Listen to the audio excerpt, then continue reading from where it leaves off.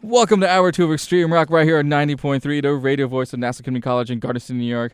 I am still your host, Arash, and what we just had playing before is I did mention Rammstein. Yes, I did play some Du Hast, and we had Queen with We Are the Champions. And today we have a very, very special guest. If you didn't see on Facebook at, I guess, 9, 10 o'clock in the morning because the computers in here don't work anymore. In here is our very special guest, is Mr. Matthew Kourie. Yeah, hello. How are you? I'm good, thank He you. is the lead singer of the band called The When. The When. The When. Yes, No, nothing else. Just The When. The When. And that was good. not too long ago on Tuesday, he just had a CD release party at Pianos in New York City. Oh, yeah. You're here. The mic's yours, dude. I'm here, man. I'm here. And also, sorry, the EP is called Layer Zero. Correct. It's called Layer Zero. Its actually official release is June 30th. It's going to be available everywhere, so I'm pretty psyched about it. And the release is on Tuesday, so pretty much we're on the home stretch here, man. We're on the home stretch. So everyone gets a sneak preview today. If they haven't streamed it online, I guess it's the when dash. It's the-when.com. Yeah, that's my website. I mean, but it is streaming now, so you can get to preview it on Under the Gun Reviews. So you can actually go to bit.ly/streamlz, and you can hear it now in its entirety. So it's a pretty cool little sneak preview. That's perfect. Yeah. Matt's here for the next hour. We're going to talk about his music. We're even going to talk about some food, because just last week you just went on a little adventure in New Jersey, I believe, right? Oh, man. Oh, God. So the wing adventure, yeah, the chicken wing adventure. So we're going to talk music. We're going to talk about food. It's all about Matt and the When. Here's the first track. Here's Better Than Now. This is 90.3.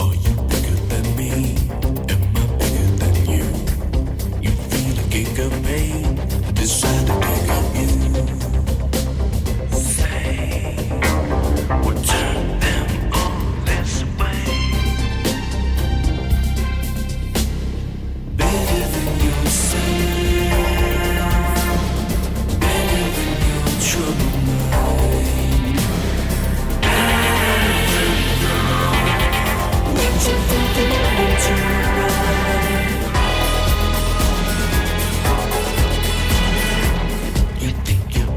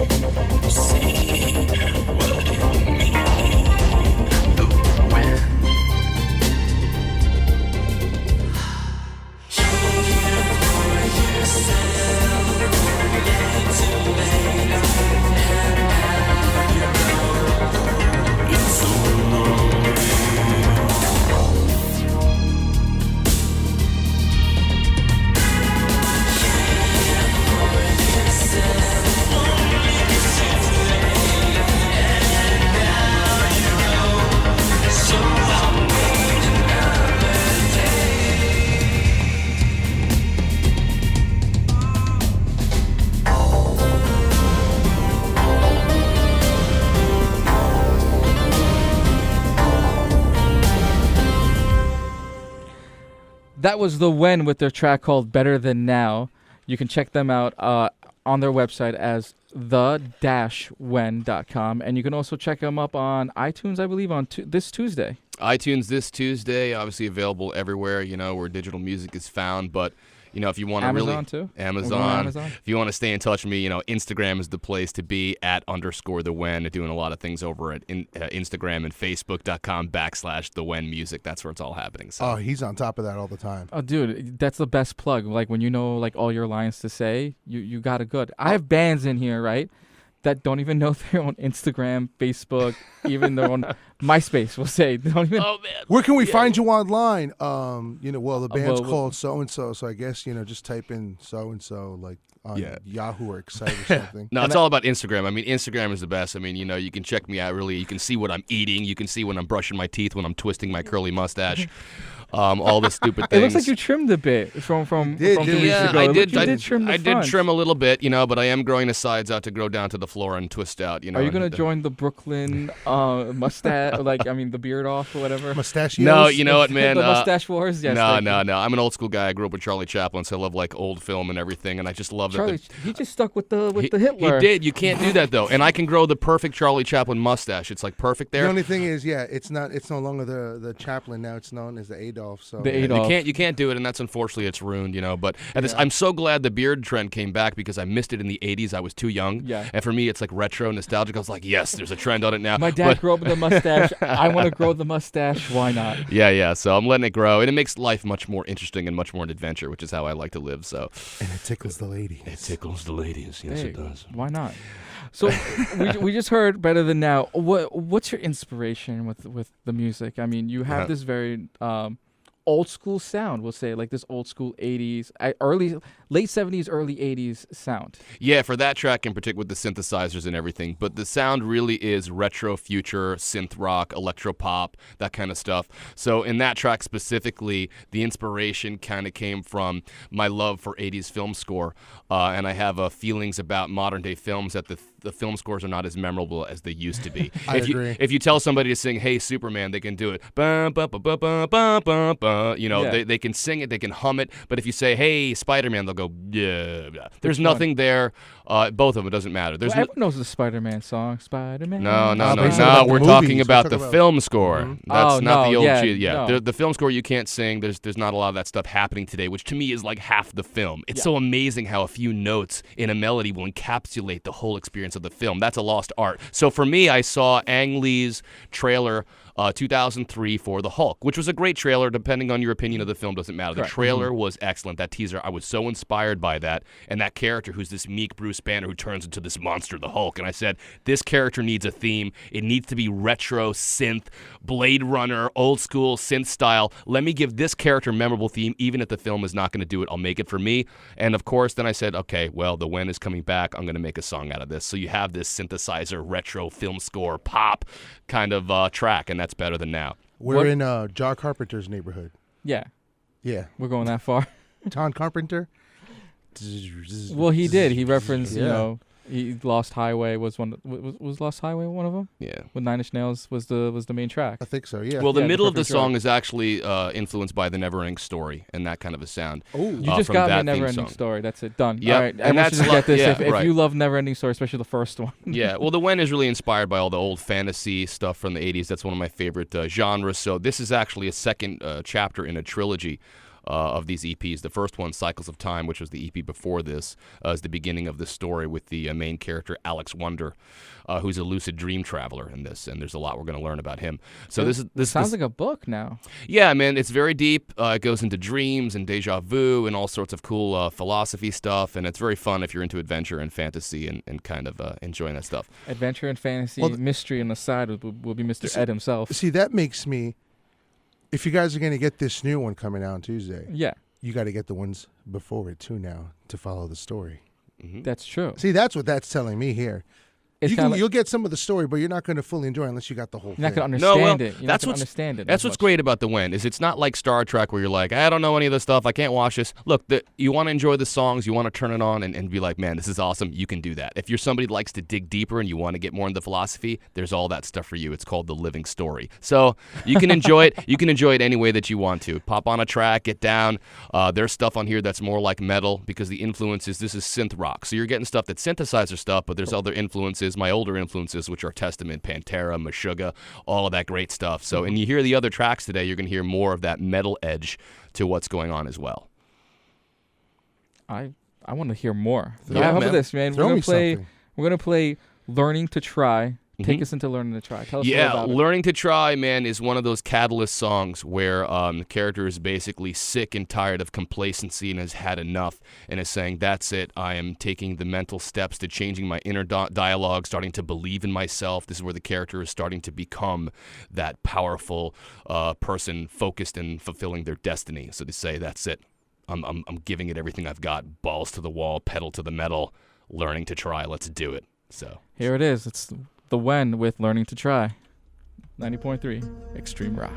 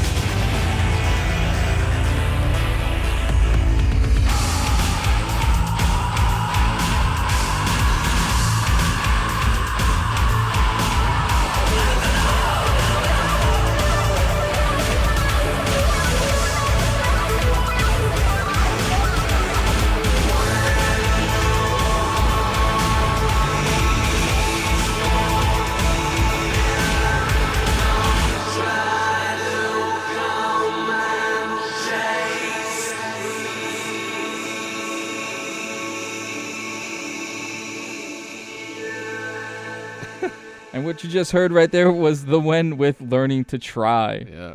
That was pretty awesome. As we're like Thanks. talking in the background, everything. Apparently, Top Gun 2 just got greenlit. Wow. Excited and disappointed at the same time. I know. But there's a special connection to you for that one, though. There certainly is. You know, I mean, the soundtrack to that is like really inspiring. I mean, I played Top Gun, the Top Gun theme live, the instrumental guitar lead thing, which is so cool. And the sounds of Top Gun and those synthesizers make its way into my tracks. So I used definitely. to play that on NES. It was the first real fighting aircraft game where you actually played against the other person. Down, down, down, down, down, down, down,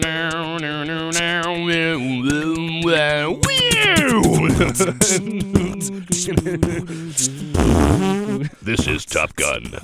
Maverick and his partner Goose fly into the sky There's for the no ultimate Goose. war. How you gonna do a movie without Goose now? Living dead. That's true. He's a living dead goose. I mean, is there gonna be a ghost? The most passionate film in the 80s ever saw. Mr. Top Dom Gun. sitting in the background all quiet and everything. I hear Yeah. you with the headphones. What do you think of this guy? You know, you being you being the other musician in the room. You can grab that microphone. You can be my Yes, guest. yes. Join us. You are Put part of the entourage.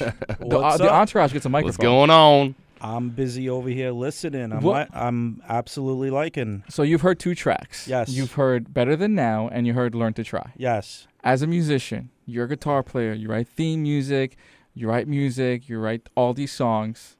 So far, so good. You can be honest. You can yeah, tell him that he stinks absolutely. right to his face. I'd rather. Absolutely. Yeah, please. Oh, please. Because please, we all know his wings have better selections than his music, but still. Wow. And you play a 7-string, right? I do play the Ibanez 7-string. Yeah, little props and plugged Ibanez there. Aren't you? Okay. No, I like it. I thought it was diverse. The, that first track and the second track, completely different. So I liked it. So they are more versatile than the Wings. Yes, There's a lot of flavors in there. You know, I'm a big Dream Theater fan, and Nice. So I mean, I like it.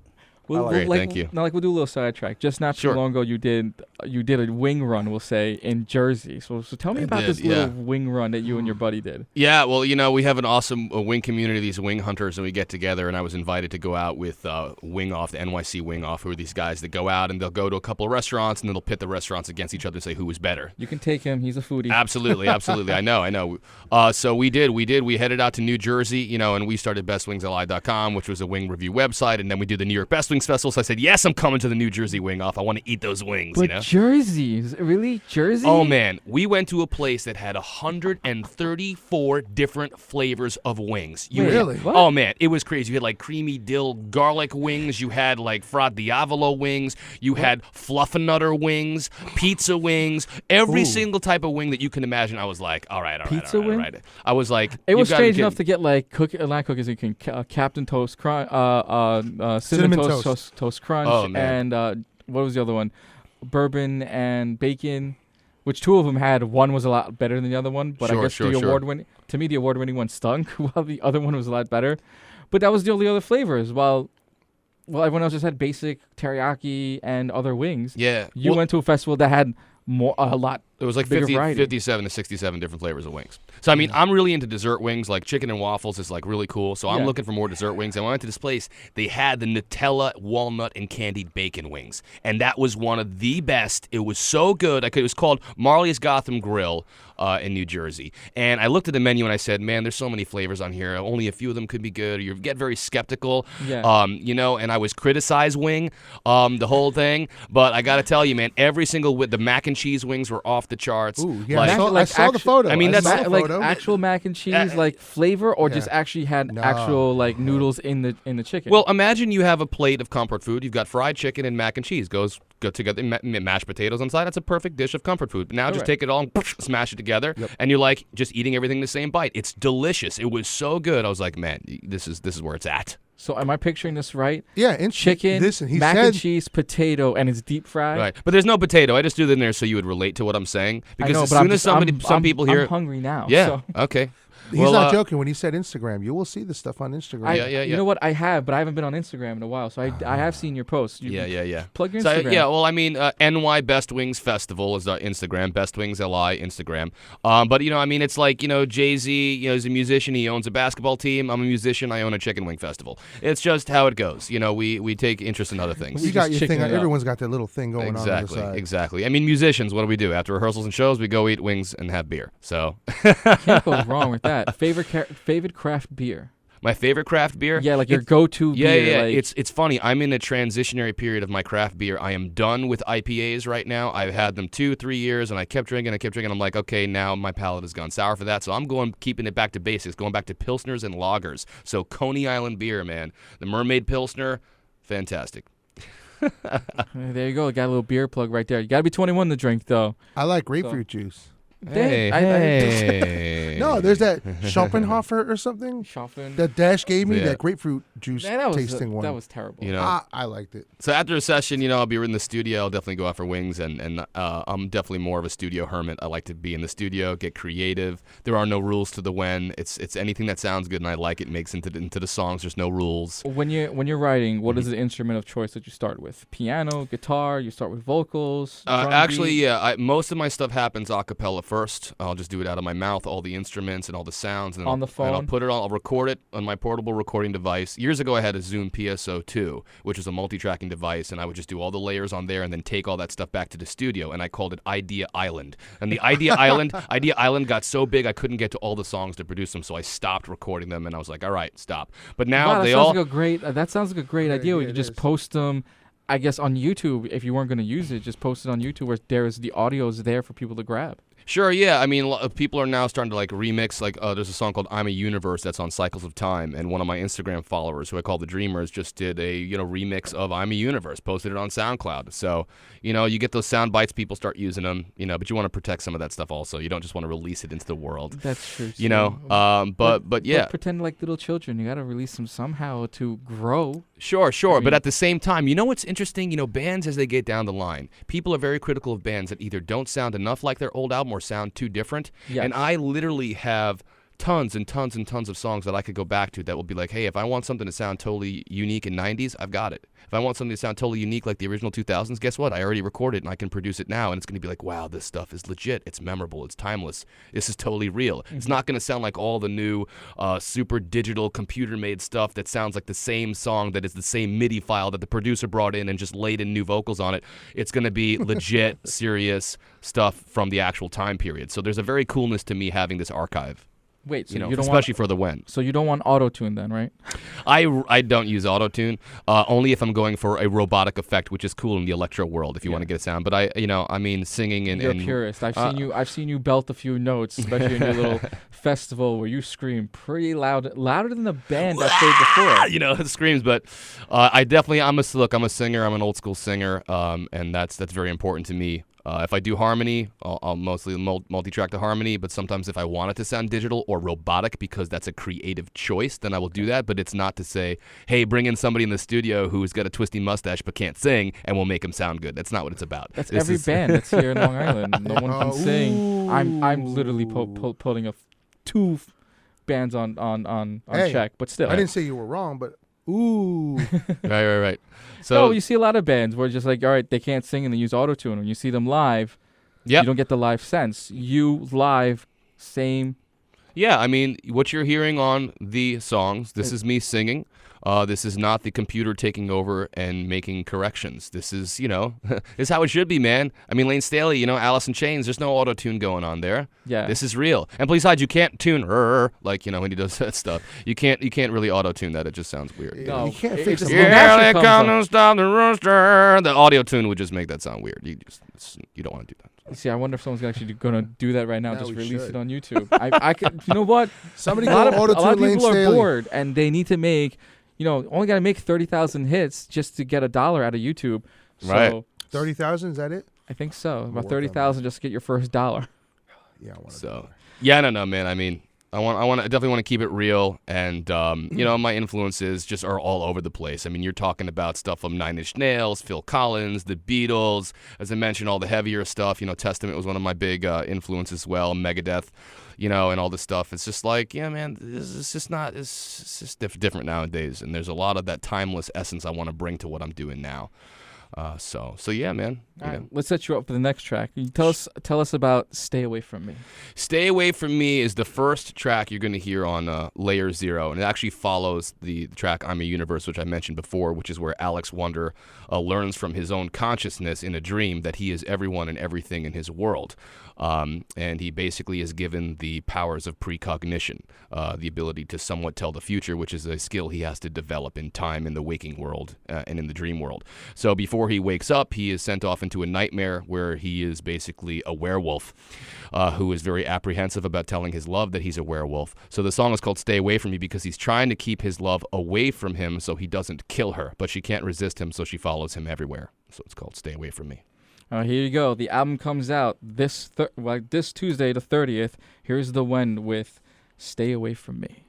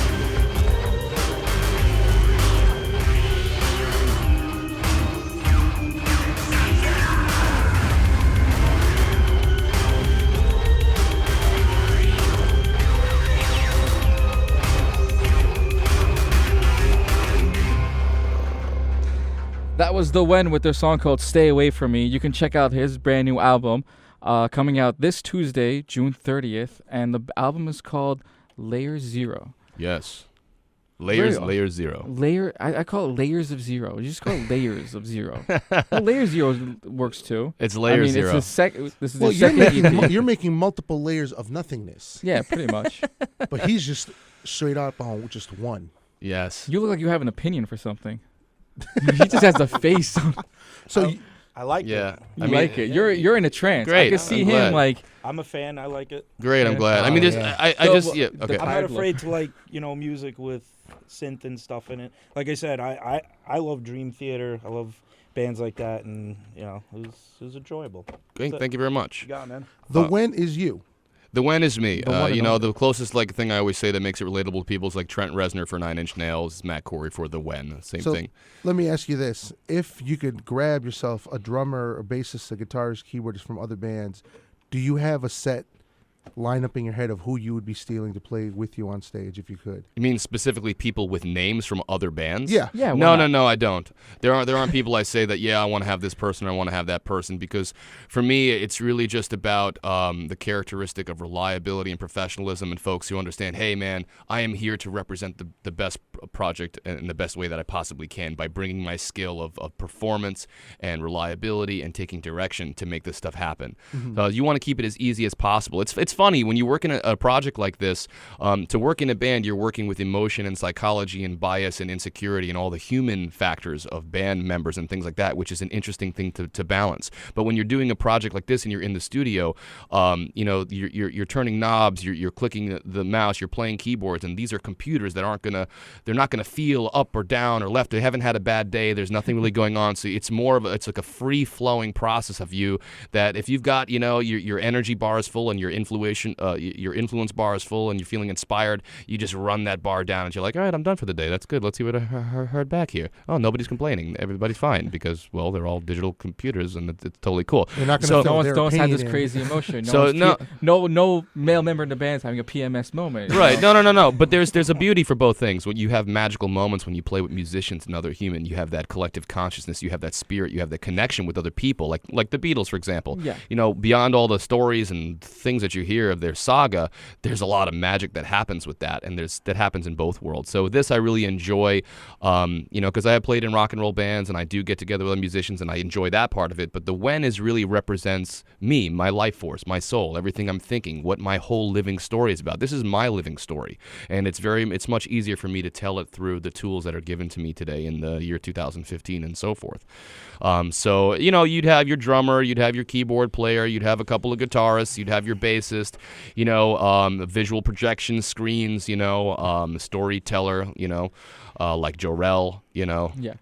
And you'll hear that, like I keep referencing I'm a Universe, but he says, the lead character's name in this story is Alex Wonder, who is basically the dream version of myself.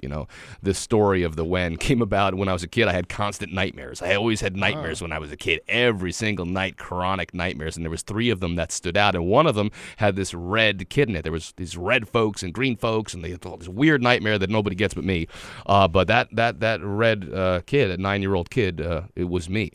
Alex Wonder. So basically the story really takes in that, but in that character, when he deals with it, there's that voice, his own consciousness is speaking to him. His own consciousness is called the King of Consciousness. Alex, your world is mine. We fulfill unto you the powers of precognition. Use them well when you wake from the world of dreams. And that's when he's sent off into that nightmare and stay away from me when he's the werewolf. So there's a lot of those storytelling elements that I want to bring to the show and make it more like, wow, this is a show. This is a story. This is something that's like an adventure.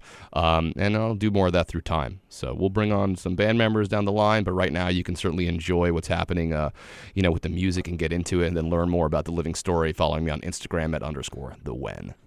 Very nice. Very nice. This is the 3rd release, right? The second release. second release? For my whole, this is the second release in the trilogy, but this okay. is actually my 3rd release as the When. That's Okay. right. Okay. The first one was called the When Project, and it's more like Tool and A Perfect Circle and Testament, things like that, as it was released in 2000. So if you're into that, that metal edge and you want to hear that stuff, you can actually check me out on Spotify, bit.ly/the When, and you can hear the When Project. And what's really cool about that is that once again, that's me at home with a Tascam cassette recorder, okay, Yeah. going through. Old school with the cassette yeah, player. man. Even though digital technology was available at the time, but that's what I had, and I was rough, and I was like, this is about the music, this is about what I have. So I'd just be late nights, eating pizza and That and was wings a dual and recorder, so that way you can make extra copies of the cassette player. Because I remember they had 2 cassettes. One to record everything on, while the second one was like your doubles. Like everyone's making doubles off those cassettes. Yeah, no, I mean it was a single, cassette. You know what I mean? It was pretty lo-fi, but that lo-fi sound is awesome. I actually remastered it. I remastered it later on a couple of years ago, so you can actually hear that on YouTube. The remastered versions sound bolder and heavier and bigger. The 7-string guitars are more, bold. Old school, just kept the cassette tape going with the shh in the background. Yeah, I love that. I love that, man. You can get it, man. And I also actually, I love the cassette so much. There really is something to holding something. I put Cycles of Time Out on cassette. Yeah, there is a cassette of this, and I gotta tell you, the sound of the cassette itself, man. I hadn't heard it so long, and I was like, man, this is what it's meant for. This is that retro, that sound, and you're holding it in your head, and you can hear the reels shaking inside, and you can feel the tape, and you're like, music is gonna come out of this thing. It's Where's my pencil to rewind it? Yeah, it embodies the sound. It embodies, and you start to anchor and associate these feelings to this object, which is this cassette. So I love all that old school stuff. But yeah, so this is the second part of the trilogy. It's called Layer Zero. And this is about the rebirth and the metamorphosis of the character, whereas the first EP was about loss and grief and going through all this horrible stuff and then finding about the real you and starting to change. Now, how long does a song actually take for you? Like, you just start, as you said, you start on your phone, you start on your mobile device, you start with the lyrics in a way or the melody. How long does it get from melody to actual music to actually being like a finished project, like a finished song? Say? Hours upon hours upon hours upon hours. It's like churning butter. It takes a long time, and I'm one of those artists who it has to be. As I was telling you guys before, there's a feeling that goes along with things I choose to record or choose to keep. It's a feeling that I'm very familiar with now. It's a future feeling, I call it, or a clairvoyant feeling, or a feeling of familiarity or deja vu, where I'm like, okay, I know this. This is that vision. I've seen it before. It's personal to me. Somebody else might describe it as something different.